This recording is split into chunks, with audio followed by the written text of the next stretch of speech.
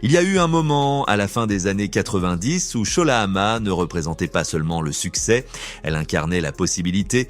Le R&B britannique était encore en train de négocier son identité, encore en train de sortir de la longue ombre de la domination américaine, encore à la recherche d'une voix capable d'être à la fois compétitive et profondément singulière. Et soudain, elle était là. Une adolescente, douce dans sa manière d'être, sûre d'elle vocalement, découverte dans ce qui ressemble presque à une scène écrite pour le cinéma. 15 ans, elle traverse la station de métro de Hammersmith, elle chante distraitement en passant dans les tunnels, elle ne passe pas d'audition, elle ne cherche pas l'attention, elle chante simplement parce que c'est naturel pour elle. L'acoustique transporte sa voix dans l'espace souterrain et un producteur, Kwame du groupe D-Influence, l'entend. Il s'arrête, il écoute, il l'aborde. Des histoires comme celle-ci ont tendance à être embellies avec le temps. Celle-ci ne l'a pas été, elle l'a confirmé elle-même des années plus tard en interview.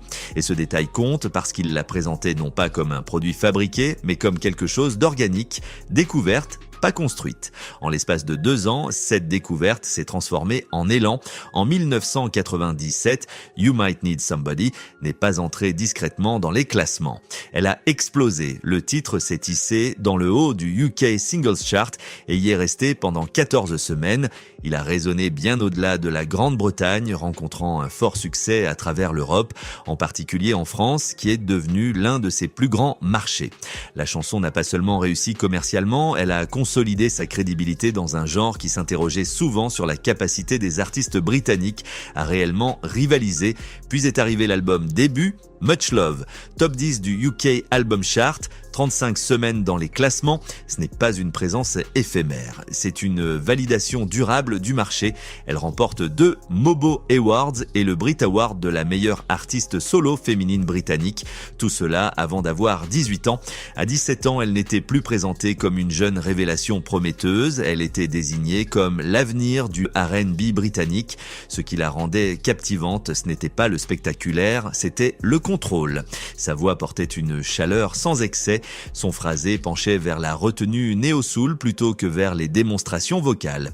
À une époque où le R&B américain privilégiait souvent les envolées dramatiques et le spectacle soigné, l'interprétation de Shola paraissait ancrée, texturée, subtile et profondément britannique. Cette distinction lui a donné un poids culturel. À la fin du cycle de son premier album, elle n'était plus seulement une jeune chanteuse à succès, elle était devenue symbolique de l'ambition mondiale du R&B britannique, symbolique du potentiel de crossover, symbolique de ce que l'industrie espérait pouvoir exporter.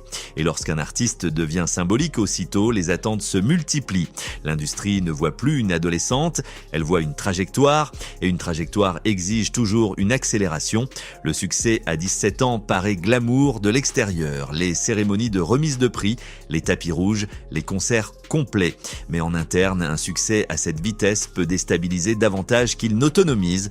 Au moment où Shola Ama commence à travailler sur son 2e album, elle n'est plus simplement une jeune chanteuse talentueuse, elle est un actif commercial, un retour sur investissement, une preuve de concept pour le R&B britannique. Et lorsqu'un artiste devient une preuve de concept, la conversation change. La question n'est plus « est-elle talentueuse ?» La question devient « jusqu'où peut-on développer cela ?» En 1999, In Return arrive chargé de plus que de nouvelles chansons. Il porte des attentes, des producteurs plus prestigieux sont impliqués. Le son s'oriente davantage vers les structures le R&B américain. La production est plus lisse, l'ambition est plus évidente. Ce n'est pas simplement un 2e album, c'est un repositionnement stratégique. Sur le papier, la stratégie tient la route. Si le premier album a établi la crédibilité, le second devait établir l'expansion. Mais le public réagit rarement aux stratégies, il réagit aux émotions et quelque chose change. La chaleur qui définissait Much Love semble partiellement remplacée par une brillance plus transatlantique. La retenue autrefois organique paraît recalibrée, les critiques ne sont pas hostiles. Certains saluent même la maturité du disque, mais la performance commerciale raconte une autre histoire. In Return entre dans le UK Albums Chart à la 92e place.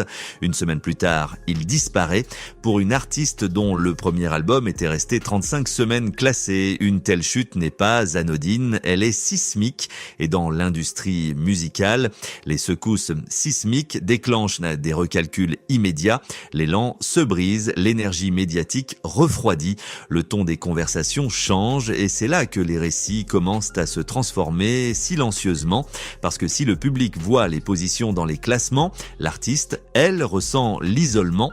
Chola parlera plus tard de ce qui a suivi. Dépression, consommation excessive d'alcool, dépendance à une substance illégale. Elle évoque des dépenses d'environ 1000 livres par semaine durant cette période, non pas pendant l'ascension, mais pendant la chute. Il existe une rupture psychologique lorsque l'identité d'un artiste est construite sur l'accélération et que cette accélération s'arrête brutalement. À 17 ans, elle était célébrée comme l'avenir. À 20 ans, elle faisait face à des titres de presse qui questionnaient sa trajectoire. Lors d'une cérémonie, elle aurait dû être soutenue sur scène après avoir trop bu. Elle dira plus tard qu'elle s'en souvenait à peine, mais ces images voyagent plus vite que le contexte. Et lorsque la perception passe de talentueuse à instable, l'industrie réagit en conséquence. Finalement, elle est écartée par son label. Certains rapports suggèrent que le label a rompu le contrat en raison de ventes décevantes et d'une presse négative. Dans des interviews ultérieures, Chola indique que sa dépression et sa dépendance se sont aggravées après la fin de son contrat. En réalité, les temporalités se sont probablement chevauchées. Déception commerciale, instabilité personnelle, scrutin public, retrait de l'industrie, chaque élément renforçant l'autre. À l'aube des années 2000, l'artiste qui symbolisait autrefois l'avenir du R&B britannique n'en occupait plus le centre. Et c'est souvent à ce moment-là que les carrières s'achèvent dans le silence. Être écarté d'un grand label au tournant du millénaire aurait pu marquer la fin de l'histoire de Chola Ama. Pour beaucoup d'artistes, cela aurait été le cas. Le début des années 2000 n'était pas indulgent envers ceux qui perdaient leur élan. L'industrie se tournait vers de nouveaux sons, de nouveaux visages, des cycles plus rapides. Les fenêtres de récupération se rétrécissaient, mais la disparition est rarement aussi nette qu'elle en a l'air. Après la séparation avec son label, Chola ne disparaît pas, elle se réajuste. En 2003, elle sort Supersonic, d'abord distribué au Japon avant de bénéficier d'une sortie limitée au Royaume-Uni et dans certaines parties de l'Europe. L'album ne recrée pas la domination commerciale de Much Love. Il n'est pas conçu pour cela. Le contexte a changé, l'infrastructure autour d'elle a changé, l'appétit des radios grand public a changé.